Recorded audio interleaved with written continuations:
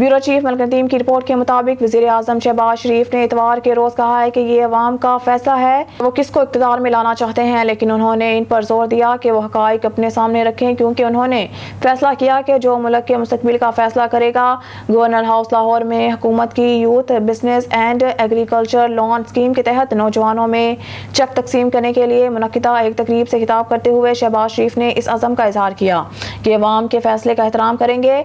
उन्होंने कहा कि अगर वाकई ये नवाज शरीफ है कि आप आइंदा इंतखाबात में मुंतखब करते हैं तो मैं वादा करता हूँ कि हम इज्तिमाई तौर पर सारी सूरत हाल का रुख मोड़ देंगे और इस कौम को खुशहाली की राह पर गामजन करेंगे।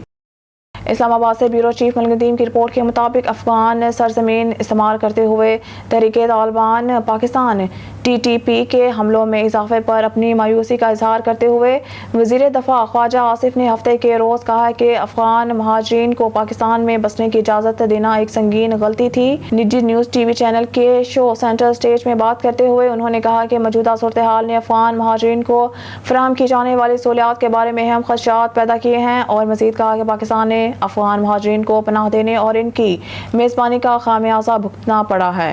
इस्लामाबाद से ब्यूरो चीफ मलिक नदीम की रिपोर्ट के मुताबिक जहांगीर जदून ने एडवोकेट जनरल इस्लामाबाद के ओहदे से इस्तीफ़ा दे दिया है।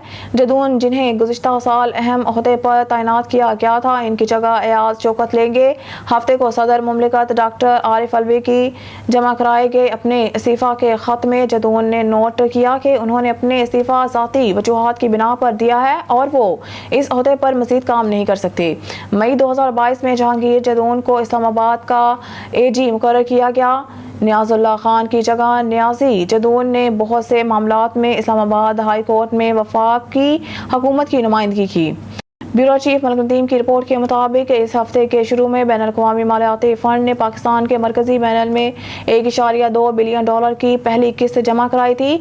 मालियाती इन्फ्यूज़न $3 बिलियन के नए बेल आउट डील का हिस्सा था, जिसे इस माह के शुरू में IMF की तरफ से मुकर्रर करदा शराइत के तामील करने के लिए मुतअद्दिद तब्दीलियां करने के बाद मुश्किल में घिरे हुए मुल्क ने हासिल किया था। ताहम हालिया रिपोर्ट से बताती है कि पाकिस्तान को गुज़िश्ता माली साल के दौरान तरसीलात और बरामदात में $8.3 बिलियन का बड़ा नुकसान हुआ।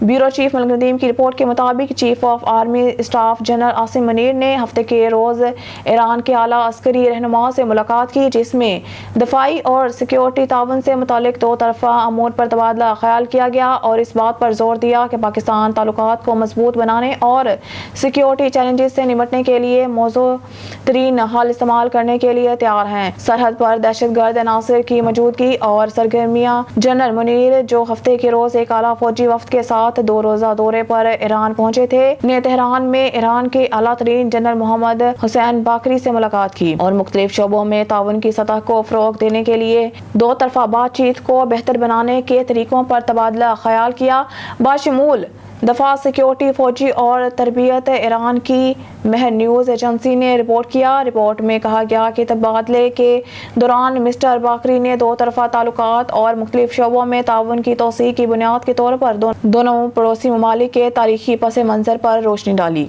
न्यूज़ स्टूडियो से फिलहाल के लिए इतना ही। मज़ीद न्यूज़ अपडेट के लिए देखते रहिए ऑन न्यूज़।